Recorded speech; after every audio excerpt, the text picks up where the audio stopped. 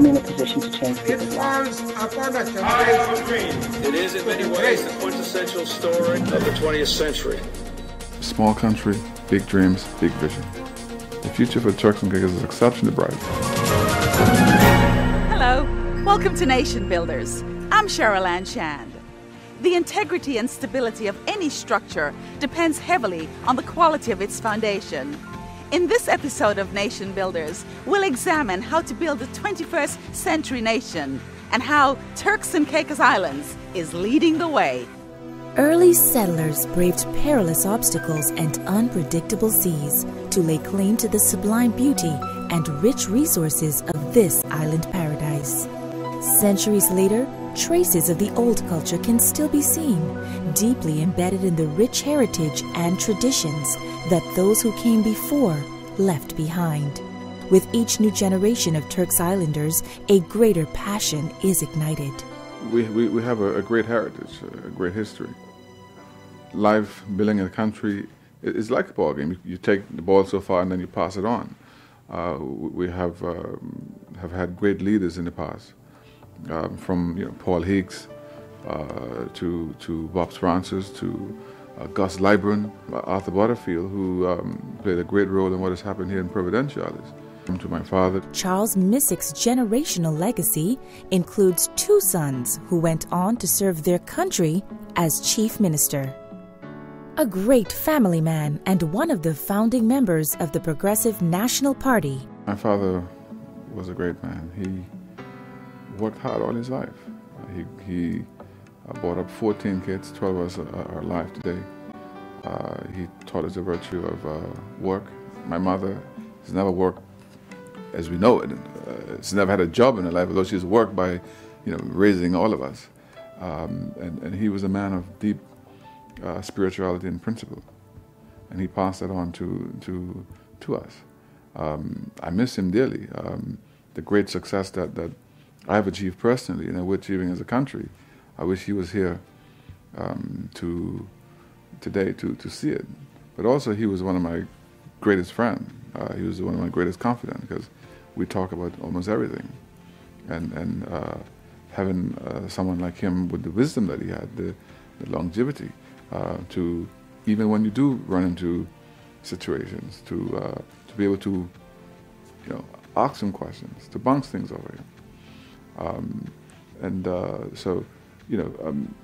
Bishop Williams is also, my father suddenly asked him to make sure to take care of me. He's younger than I am, but he's a man of God. He's a man of great depth, and a man that I have so much respect for because I think what he's doing in our country through his church and through the outreach, whether it's with schools and whether it's preaching empowerment and economic empowerment, is great. And but I wish he was here to see what the country is becoming. I wish he was here to see North and Middle Caicos being linked together, but one day I'll see him again. Spanning the eras of piracy, salt raking, and colonialism, settlers of the Turks and Caicos Islands have historically and valiantly risen to the challenge of defending their liberty, protecting their communities, and preserving the quality of life for future generations. With great opportunity comes even greater responsibility. Every day that we make decisions that affect our people, that take our country closer to where we want it to be, I reflect on people like that. Will they be pleased with the decisions that we make? And they've gone through really the tough time, the 50s and the 60s. In the 70s. Today, all of the benefit that we're receiving, in some ways, is a direct result of them at least preserving Turks and Caicos for us to be able to now have an opportunity to converted into the Monte Carlo of the Caribbean. Since the opening of the first tourist resort by Club Med and Providenciales in the early 1980s, the tourism industry has exploded, generating world-class multi-million-dollar developments and catapulting Turks and Caicos to one of the world's premier beach destinations. Today, amongst other things, we boast the fastest-growing economy in the Caribbean and a thriving offshore financial services industry. I remember when the two-party system came into being, and growing up in the community of Overback, I remember Jakes McCartney. He was one of the first chief minister of the Turks and Caicos, and what he represented, the serious movement that he stood for, he had some ideals. He was well liked throughout the community of the Turks and Caicos, and certainly in Grand Turk. He had that sort of persona that was very endearing. Who was the type of person who was no nonsense, but yet still he had that endearing personality. You feel like, and I was no more than a little boy, I mean, but I could remember him so distinctly because he was the sort of person that you could, if you saw, you can reach out and touch and feel as if he would grip your hand and acknowledge that, you know, so, and that was the whole community spirit of Grand Turk. Other persons in the community that were very pivotal. I come from a constituency that had a legendary PNP supporter or PNP candidate, and that was Pops Francis, the NJS Francis, who was a family member of ours actually. He's a cousin of my mother. And he was always seen throughout the Overback constituency, and he was a very good mentor for the entire community.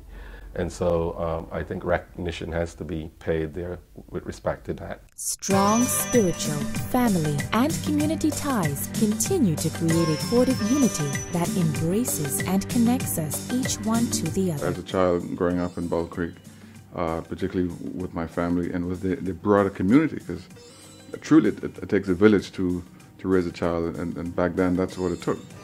I was raised in the island of South Caicos. And I can recall as a little boy in those days that your parents or your guardians were primarily responsible for your upbringing. But the society was such in a way that the entire community was responsible to raise you. It more or less was like a moral obligation of them. Anybody on the street could have pull me aside and talk to me or even smack me, or when it's getting dark at night, time to go home, little boy. I think I was fortunate to be able to grow up in such a small little town that the inspiration comes from the religious leaders, that they had to go to Sunday school, from the fishermen, from the plant workers, from the everyday people who the importance of life was to be able to provide for today and tomorrow, because in those times growth and development wasn't as such as it is now. So the inspiration come from a little community. I believe, and I want to blow my own trumpet, I believe because I've took some time not to forget where I come from, who I am, the upbringing and the things that was taught to me. I believe I still have most of that, if not all of that, in me. And for every facet of the way and every opportunity that I get, I try to manifest the things that I was taught that allow me to become the man that I am, and I'm still growing, as a matter of fact. I believe the thanks is owed to those people who made the sacrifice for me, and I believe that I would be able to pass that on to my children, my children's children, and others out there, so that we can continue to be humble in all aspects of things. As a little boy, I always looked up to leaders, and I could remember clearly in 1976 when we had a new constitution. And there was a young man from Middle Caicos by the name of Robert Hall, we're our family. And we live, well, not too far from each other. He successfully won the bid in Middle Caicos in 1980 and became the representative. And I keep looking at him as he matured in politics and as he contribute as much as he can to the community, and said, I would like to be like that guy. And ever since, it was always in the back of my mind that one day I would like to represent my country, my constituency in particular. And it is important for us to remember our parents and our grandparents. As a matter of fact, as we continue developing the Turks and Caicos Islands, it's important to know where we came from, then we'll have a better idea where we are going. And so we appreciate what our fathers and our grandfathers have done for us. They have preserved our country for us. They take care of it, and they try to educate us as much as they possibly can with very little. And you know, those are values that they instill into us. And so we feel duty bound to grow this country, to develop our country, and then to pass on to our children a country that they can live in comfortably. We're on the road to building institutions, building a modern country that all of us can be proud of, an educated country, a country where no one is left behind. I go back about 4 generations. I can trace my granddad's dad. He was born here, and I think his about 4 or 5 generations came out of the southern Bahamas, Eleuthera. There are many Higgs last names in Eleuthera. I'm pleased to be here. I'm pleased the contribution my family has made to these islands over the years, and I am optimistic about the future. I think we're on the right path, and I think that the upcoming generation has a lot to look forward to and has a lot to aspire to. Our forefathers, inspirational men and women whose strength, courage, and integrity fashioned the very character of our people. Some were born here, others migrated, but each deposited a precious part of their soul to establish what we enjoy today. Their footprints remain emblazoned in the sands of time. I grew up in South Caicos. I come from a fishing village. As a boy growing up, I wanted to be a fisherman, primarily because my role models in the community of South Caicos were the most 3 outstanding Cox brothers, Louis Cox, Edward Cox, and Rubian Cox. These gentlemen, I think, set a precedence in South Caicos.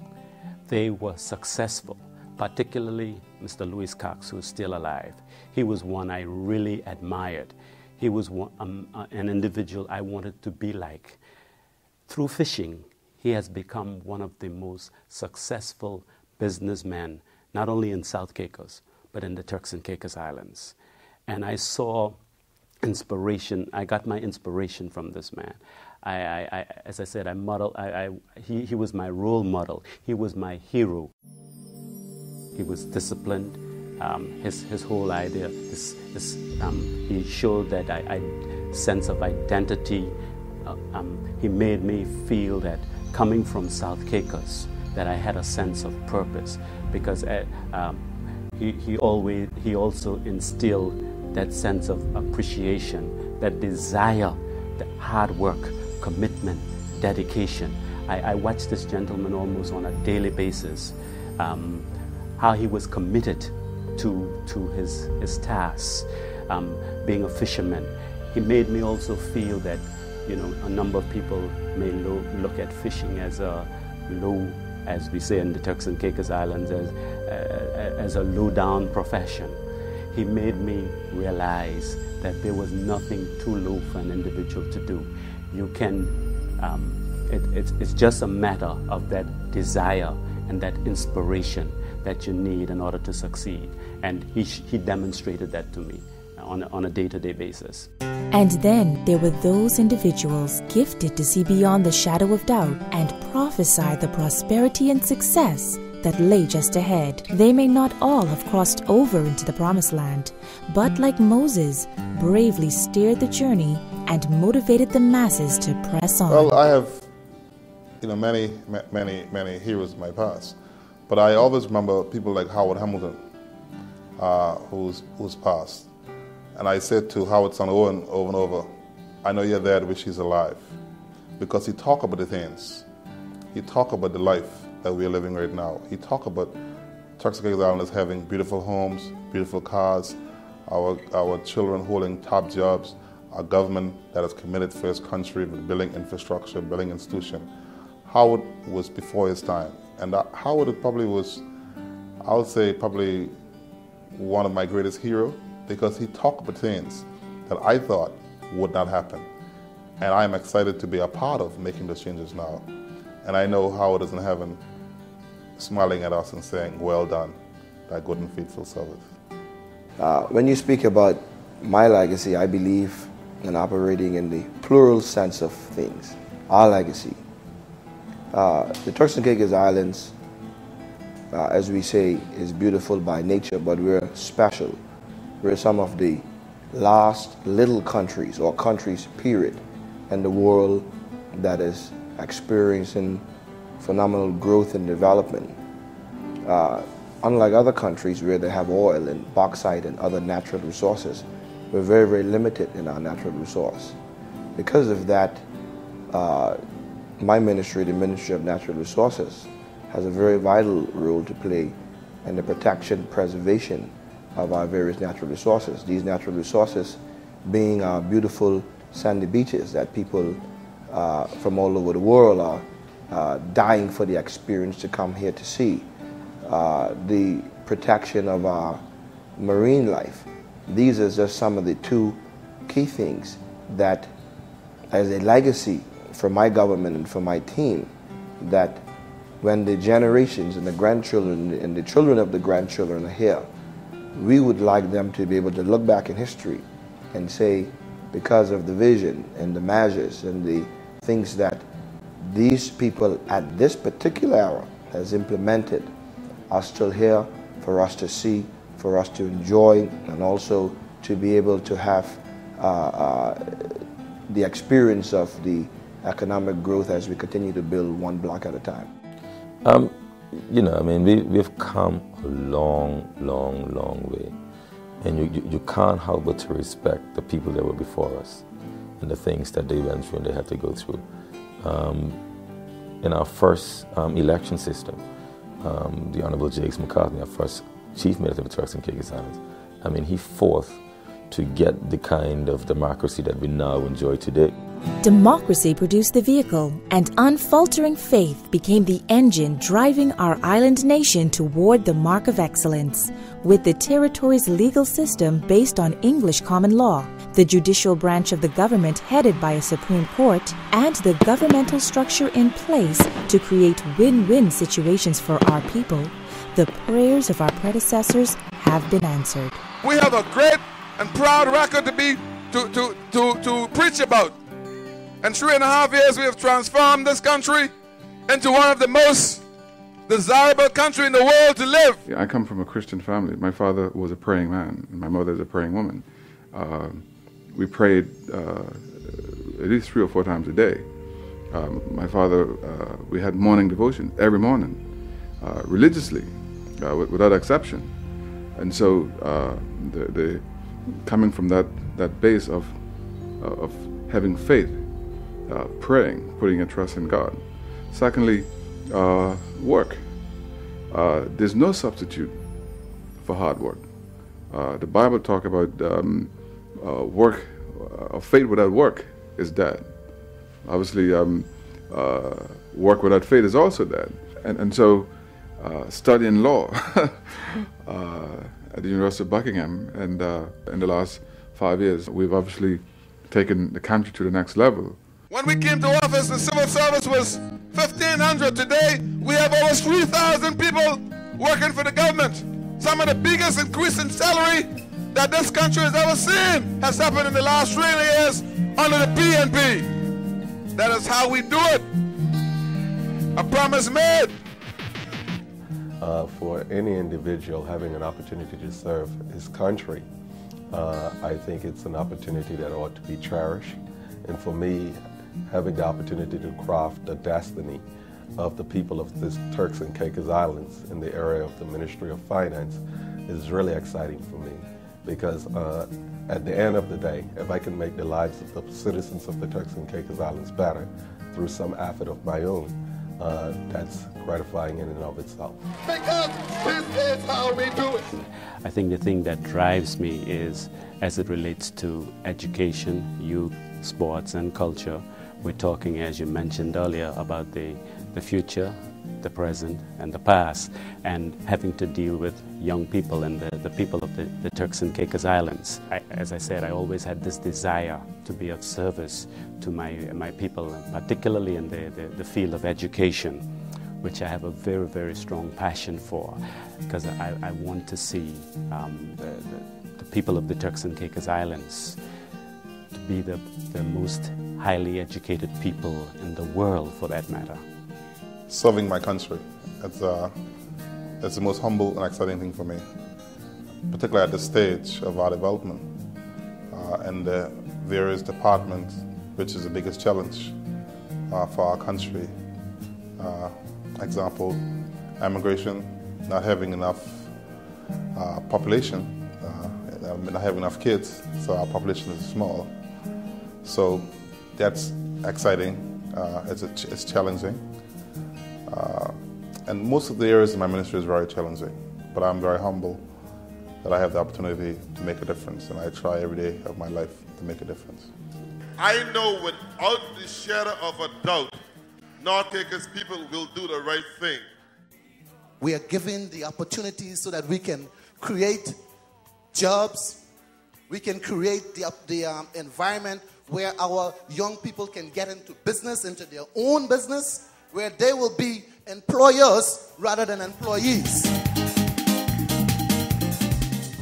The Turks and Caicos Islands is poised for great things.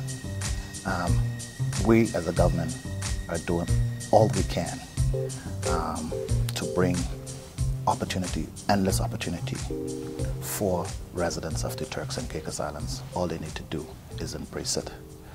I'm hoping and I'm working very hard to ensure that the Turks and Caicos Islands enjoy infrastructure that is state-of-the-art, first world infrastructure, and that is the main goal of my ministry, to ensure that we have good roads, water, reliable power, cable, and communication as a whole,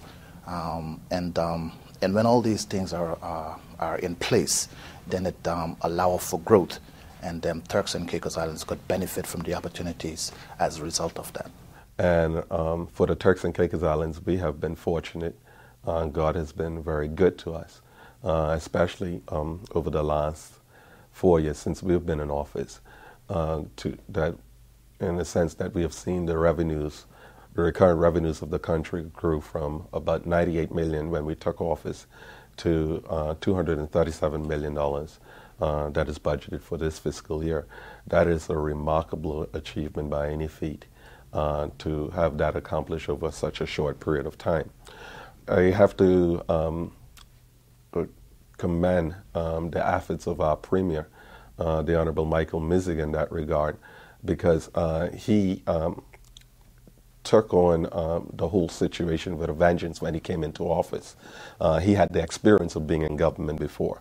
And I think when he was there, he understood that if you don't put the pressure on, you don't get anything accomplished. And so he came in there with a sense of determination that we have to get some things done quickly, and having dealt with some areas of the civil service before, he knew that you had to put the pressure on from day one. And so he rallied his team, and he advised us of what he was hoping to accomplish. And he laid out his vision, and he indicated that he wanted to see certain things done. The question that is asked, what is responsible for getting us to this point?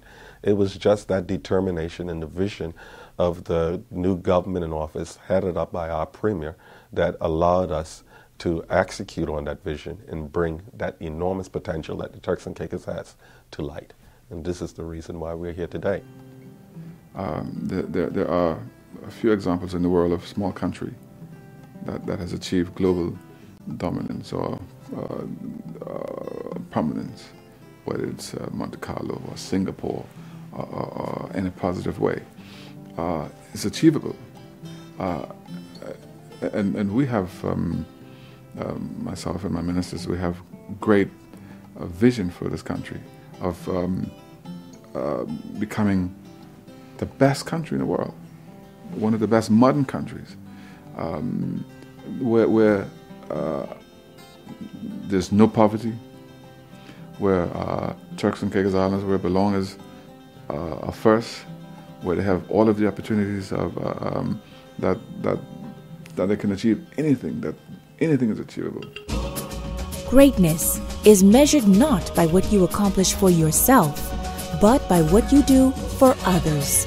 The government of the Turks and Caicos Islands has taken the ancestral baton and is poised to run the race to the finish, promoting our people, protecting our environment, and building this great nation for our children and our children's children. All my life, I truly believe that it's better to give than to receive. I believe that the more you give, the more blessing you receive, the more you help others. And so my ministers would say to me, Mike, you can't say no. But to not be able to help someone would be my greatest disappointment. And so that's why every day we try in every area to help our people. I get my gratification from seeing others excel, whether it's that person that we who came from a family whose parents or grandparents has never gone to college, but they're the first person out of their family that's gone to college and come back, like Drax Seymour, to be general manager of Cable and Wireless. And there's so many other examples of that. Or given a student like the young Rodney an opportunity by giving him financial support to be sure that he one day will be a world-class athlete. That is where I get my gratification, from helping others.